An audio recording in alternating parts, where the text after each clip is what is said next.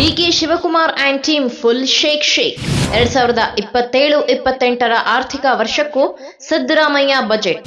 ಮುಂದಿನ ವರ್ಷ 18ನೇ ಬಜೆಟ್ ಮಂಡಿಸ್ತಾರಾ ಸಿದ್ದು?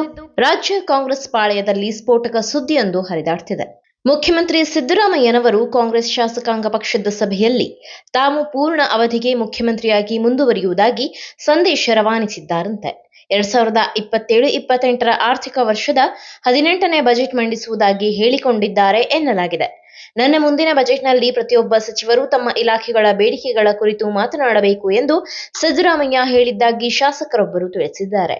ಮಳವಳ್ಳಿ ಶಾಸಕ ಮತ್ತು ಕರ್ನಾಟಕ ಮಾಲಿನ್ಯ ನಿಯಂತ್ರಣ ಮಂಡಳಿಯ ಅಧ್ಯಕ್ಷ PM ನರೇಂದ್ರ ಸ್ವಾಮಿ ಅವರು ಎಸ್ಸಿಗಳಿಗೆ ಆಂತರಿಕ ಕೋಟಾ ಜಾರಿಗೆ ತರುವ ನಿರ್ಧಾರದಲ್ಲಿನ ವಿಳಂಬದ ವಿಷಯವನ್ನ ಎತ್ತಿದರು. ಆ ವೇಳೆ ಸಿಎಂ ಸಿದ್ದರಾಮಯ್ಯನವರು ಇದು ಪಕ್ಷದ ಭವಿಷ್ಯಕ್ಕೆ ಹಾನಿ ಮಾಡುತ್ತದೆ. ಮಾರ್ಚ್ 27ರಂದು ನಿರ್ಧಾರ ತೆಗೆದುಕೊಳ್ಳಲು ವಿಶೇಷ ಸಚಿವ ಸಂಪುಟ ಸಭೆ ಕರೆಯಲಾಗಿದೆ.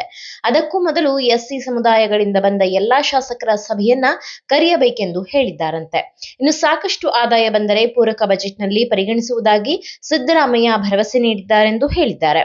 ಬಜೆಟ್ ಅನ್ನು ಚೆನ್ನಾಗಿ ಸಿದ್ಧಪಡಿಸಲಾಗಿದೆ. ಕಳೆದ ಬಾರಿಗಿಂತ ಹೆಚ್ಚಿನ ಹಣವನ್ನ ಎಲ್ಲಾ ಇಲಾಖೆಗಳಿಗೆ ನೀಡಲಾಗಿದೆ.